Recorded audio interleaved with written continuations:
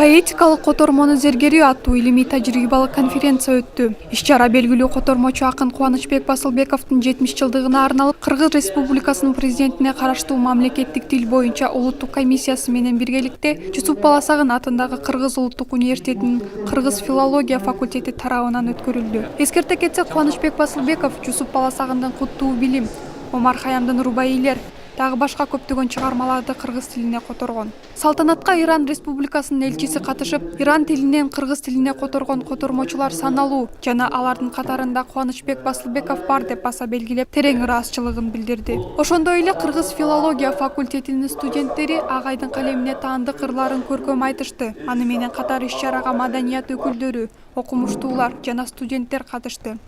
Баласагын ТВ Карыпбекова Тумара Туратбек уулу Теңирберди.